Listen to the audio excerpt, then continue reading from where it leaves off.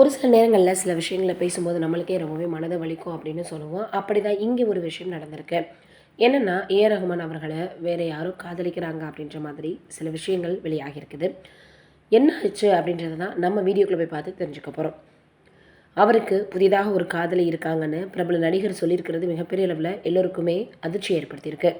திரையுலகம் முழுவதும் பெரும் அதிர்வலைகளை ஏற்படுத்திய ஏஆர் ரஹ்மான் அவர்களுடைய விவாகரத்து விஷயத்தில் தற்போது திருப்பம் ஏற்பட்டு அவர் கிட்டார் இசை கலைஞரை திருமணம் செய்து கொள்ள இருப்பதாக பைல்வான் சொல்லியிருக்கக்கூடிய கருத்துகள் மிகப்பெரிய அளவில் வைரலாகி வருது. திரையுலகில் ஏற்கனவே பல பிரபலங்கள் அடுத்தடுத்து விவாகரத்துகளை செய்து வந்துட்டுருக்க நிலையில் தற்போது மிஸ்டர் கிளீன் அப்படின்னு எல்லோராலையும் சொல்லக்கூடிய அன்போடு அழைக்கக்கூடிய இசைப்புயல் ஏஆர் ரஹ்மான் மற்றும் அவரது மனைவி சாய்ரா பானு இருவரும் மனமொத்து பிரிய போகிறாங்க அப்படின்ற செய்திகள் வெளிவந்திருக்கிறது கடும் அதிர்ச்சி ஏற்படுத்தி இருந்துச்சு.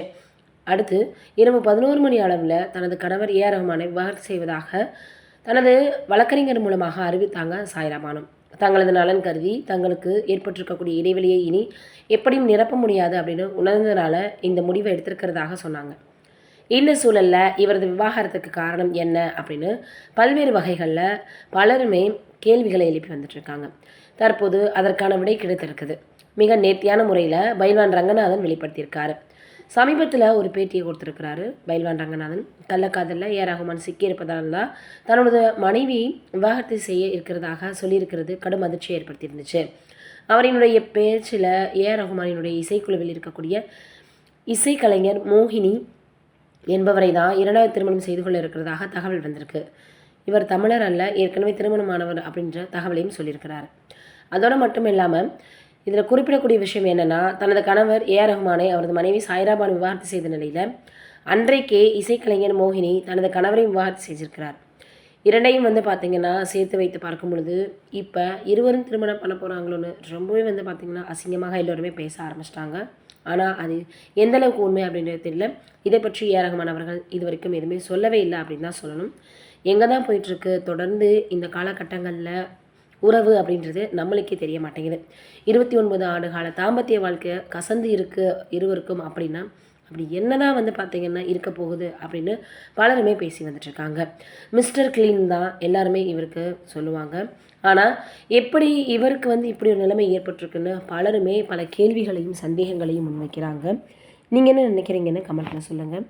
இது ஒரு பக்கம் இருக்க, நடிகர் நாக சைதன்யா மற்றும் அதே போல் சோபிதா துலிபாலா இருவருமே பார்த்திங்கன்னா திருமணம் பண்ண போகிறாங்க. இதில் இவருக்கு பார்த்தோன்னா சோபிதா அவர்கள் 2வது பார்த்தோன்னா காதல் அப்படின்னு பார்த்திங்கன்னா எல்லோருமே சொல்லி வந்துட்டுருக்காங்க. அப்போ அவருடைய முன்னாள் காதலர் யார் அப்படின்ற மாதிரி கேட்டு வந்துட்டுருக்காங்க. நாக சைதன்யா சமந்தா இருவரும் ஏற்கனவே திருமணமாகி கருத்து வேறுபாடு காரணமாக பார்த்தோன்னா பிரிஞ்சுட்டாங்க. இந்த நிலையில் பார்த்தோன்னா எல்லோருமே இப்போ அதிகமாக பேசி வந்துட்டுருக்கக்கூடிய விஷயம் எது அப்படின்னா சோபிதா மற்றும் நாக சைதன்யா அவர்களினுடைய திருமணம் பற்றி தான்.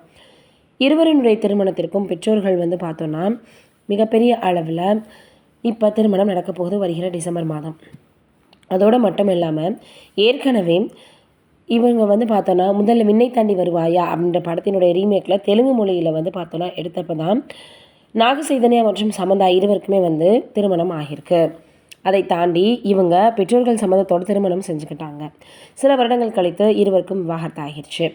நாக சைதன்யா சமந்தா விவாகரத்துக்கு பின்னாடி சோபிதா அவர்கள் பார்த்தோன்னா பலராலும் இருவருமே காதலிக்கிறாங்கன்னு பேசப்பட்டு வந்துட்டு இருந்த நிலையில் தான் இப்போ அவங்களுக்கு திருமணம் நிச்சயதார்த்தமாகிருக்கு.